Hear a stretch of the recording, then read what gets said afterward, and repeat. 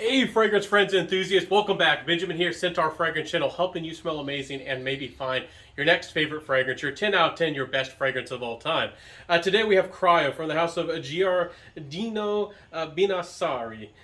That's my best attempt at Italian. Please forgive me. I know that my French and Italian is quite atrocious on this fragrance channel, but I certainly do my best and I'm willing to learn. So if you ever have any tips or encouragement, let me know down in the section below. But this fragrance is all about ice. It's an icy fragrance. It's supposed to be crisp. Then they definitely and certainly did that, but it's a little bit different than I would expect. Before we talk about it, the fragrance in the full-length review, you know what to do down below to help this channel grow and support this channel if you want to give back a little bit of love. This is a free video, free content for you to help you. So anyways, this fragrance here really is different than I would expect, what I expected, and probably what you expect. Looking at this bottle, I think it's a beautiful presentation, very reflective, very metallic in this silver. I can see my reflection. You might be able to see yours. And this it's supposed to be about ice. Again, it's frosty, cold, and it accomplishes that, but in a very unique way. There's damask rose, there's iris here, there's benzoin, there's an Earl Grey tea, and the Earl Grey tea is probably the biggest facet, the biggest accord in this fragrance. But even though it's a simple fragrance and everything does come pretty well blended together, it's kind of hard to pick out the notes, not the noses, but the notes. This fragrance really has a lot of little unique dynamic and frankly high quality ingredients that kind of work together to create this unique note. So there's some tuberose also in the heart of the fragrance, so there's a lot of full-bodied florals. Not what I was expecting. I have it sprayed on my hand here. So it's definitely more unisex. I thought that this might go slightly aquatic. I thought that it might go slightly masculine. This is actually very unisex and very genderless. This is almost one of those androgynous fragrances. It's futuristic, honestly. You get that tuberose, but it's not overbearing, but it does have personality. And it's quite interesting. There's benzoin, there's some resinoid, and some leather in the dry down. Leatherness giving some smoothness in the white leather. And there's, some aspects that kind of give it like a white, almost like a sandalwood effect to this fragrance. With that open axe here. Giving some incense and some backbone to this fragrance. Overall, this is a unique, clean fragrance. A unique, fresh fragrance. I wouldn't say it's aquatic, smelling like the ocean. And I wouldn't say it's overtly aquatic, like it's like watery or anything, but it's fresh and it's clean in a unique, icy type of way. Have I smelled anything like this? Really, there's nothing out there on the market that smells like this. There's a few fragrances that have attempted this idea, like Bentley Glacial Essence has attempted a similar idea, but does it smell anything like this? No, not really. It doesn't really smell anything like this fragrance. Even though, again, have been some icy or some freeze or some frozen flankers of certain fragrances in the past, and essentially those are eau fraiches, for the most part, adding some mint or making it possibly even more of almost like a cologne style fragrance, at least for the top notes. Anyways, getting back to this fragrance, it's unique. And I think that's going to be a good thing. If you like fresh fragrances, sorry, I'm out in the humidity. I don't know if you can see my face. I'm sweating like a dog. But this fragrance here, it's a unique, clean, fresh fragrance. It's again, but it's floral. And it somehow manages not to be overtly floral. Again, the florals feel somewhat cool. Again, I don't know if I capture, the fragrance itself doesn't cool me down exactly. And it doesn't have a mentholy effect or anything like that. But if you give it some time and a little bit of distance, if you don't smell it up so close where you can actually pick out the florals like I've been doing, if you actually smell this fragrance at this distance, it almost gives you that smell of frost, like you open up a big refrigerator and that cold air starts to creep out of a refrigerator or an appliance that creates very, very cold air. Like an ice maker, maybe something like that.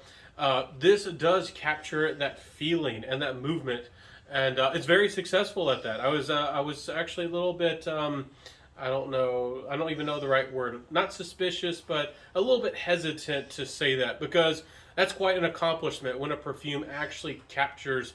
Some fragrances capture an emotion, a place, a time, but this captures like a thing and almost like a feeling, as like cold air out of like, and almost like an industrial way. So in a weird way, this is almost an industrial, futuristic fragrance. And this is one of the few fragrances that's ever actually made me feel that way, besides Lignum Vitae from Beaufort, London. So I was actually happy that this was a new, almost a new experience for me with this fragrance. I never really felt anything like this in a long time, or anything exactly like this fragrance. So let's stop talking about how the fragrance makes me feel and all that. But I do think for floral lovers, especially if you're a tuberose lover, you have to try it. But it's not a tuberose dominated fragrance. If you want a unique, fresh, wearable, really, I mean, Earl Grey tea, really tea, is more of almost like more of a floral nuance anyway. So a cold floral fragrance in a unique way, you might want to try this. Really interesting, honestly. And again, in the base, there's some. I think there's a little bit of tonka as well, and there's some incense. It does to me the dry down isn't too special, but it does have a little ups and downs. It almost has like a closing beat with some ups and downs, and it keeps lingering on, like almost like the end of a rock song, and that's kind of fun too. So what's the performance like on this thing? You're going to get 8 hours plus out of this. There's no doubt about that on your skin. You're going to get 8+ hours. This is actually a very strong fragrance. I would not be amazed if you get 10 hours plus out of this. And for a fragrance that you were expecting that might be a fresh fragrance, that's a surprise. And for a floral fragrance, very surprising. Again, there's a resinoid, which can really do wonders for longevity here. There's open axe and a few other elements of incense. There's some leather, some heavier, deeper florals. This thing can linger, and boy does it linger. And the sillage. Not the strongest sillage in the world, but for a unique sillage that kind of grabs attention. We'll talk about the complement factor here in a second. This stuff doesn't have the strongest sillage, but does it have an interesting sillage? Does it have a perplexing sillage? Yes, this thing does. Does it have really strong projection? I'd say it's maybe slightly above average. I wouldn't say the projection is too strong, but it gives you a good presence. Getting into that complement factor, this has been one of the florals that people haven't gushed over. This, again, not super seductive, but it's gotten more people interested in, like, what is that fragrance, or what are you wearing? This has been one of those fragrances that has made people like open their eyes and be like what is that? It's so different. This has been one of those fragrances that has given me that experience, and not very many fragrances have ever done that for me.